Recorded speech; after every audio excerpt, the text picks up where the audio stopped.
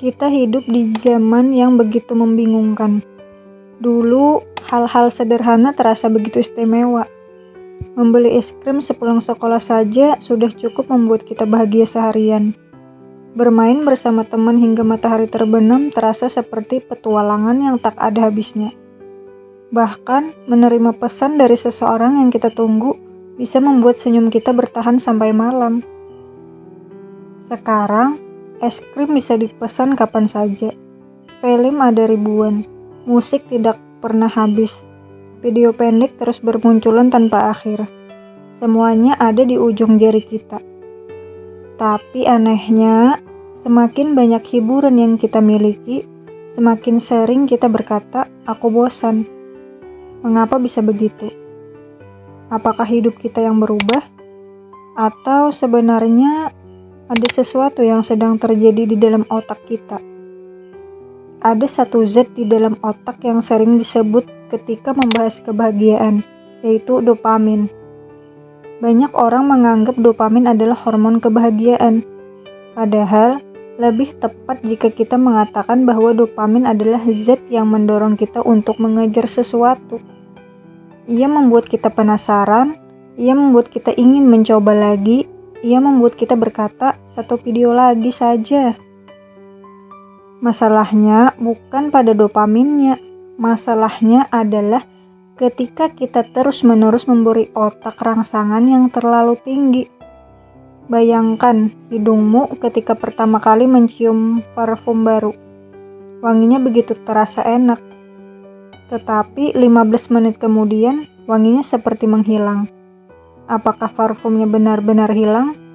Tidak. Otakmu hanya sudah terbiasa, begitu juga dengan dopamin. Atau bayangkan kamu minum teh.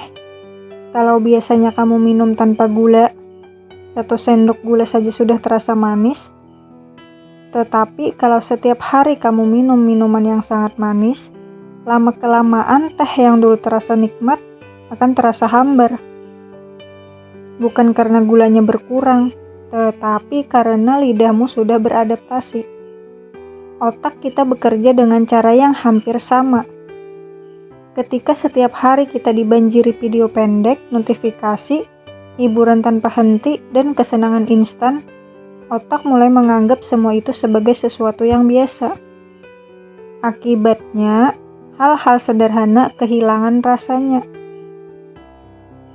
Dalam psikologi ada konsep yang disebut hedonic adaptation. Artinya, manusia memiliki kemampuan untuk cepat terbiasa dengan sesuatu yang menyenangkan. Kita membeli ponsel baru, awalnya kita sangat senang. Setiap hari dibuka, dijaga, bahkan dibersihkan berkali-kali. Namun, beberapa bulan kemudian, ponsel itu terasa biasa saja. Bukan karena ponselnya menjadi jelek, tetapi karena otak kita sudah menjadikannya sebagai hal yang normal. Begitulah manusia. Yang dulu terasa luar biasa, lama-kelamaan menjadi biasa. Lalu kita mulai mencari sesuatu yang baru lagi, lebih mahal, lebih menarik, lebih seru.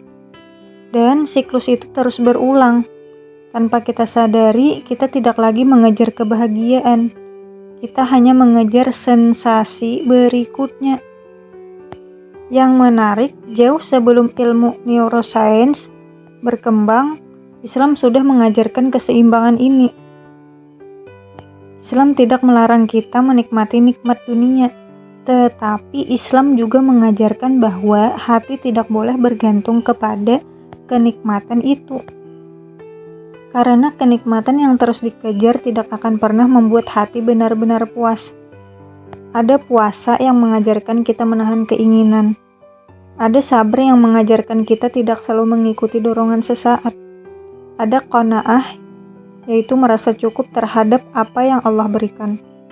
Bukan karena kita tidak boleh memiliki lebih, tetapi karena hati yang tidak pernah merasa cukup akan selalu merasa miskin, sebanyak apapun yang dimilikinya. Mungkin itulah alasan mengapa kita perlu belajar berteman dengan kebosanan. Hari ini, setiap kali merasa bosan, kita langsung mengambil ponsel.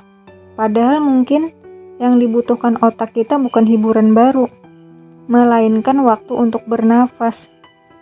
Sesekali cobalah duduk tanpa membuka media sosial, berjalan kaki tanpa memakai earphone, menikmati secangkir teh tanpa tergesa-gesa, mendengarkan suara hujan, mengobrol dengan orang tua, atau sekedar memandangi langit sore. Awalnya mungkin terasa membosankan, tetapi perlahan otak kita akan belajar menikmati hal-hal sederhana lagi. Jadi, kalau akhir-akhir ini kamu merasa hidup kehilangan warna, jangan buru-buru menyalahkan dirimu. Mungkin kamu bukan kekurangan hiburan, justru kamu terlalu banyak menerima rangsangan. Dan mungkin yang sedang dicari oleh hatimu bukan kesenangan baru, melainkan ketenangan yang sudah lama tertutup oleh kebisingan.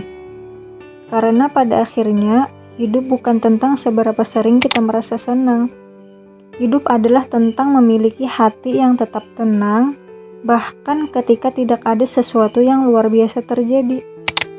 Sebab kebahagiaan sejati bukanlah ledakan emosi yang hanya bertahan beberapa saat.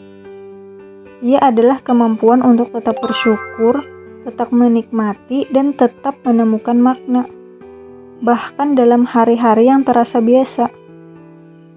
Mungkin hari terbaik dalam hidupmu bukan hari ketika kamu memiliki segalanya, tetapi hari ketika kamu bisa berkata, "Hari ini sederhana, namun hatiku cukup.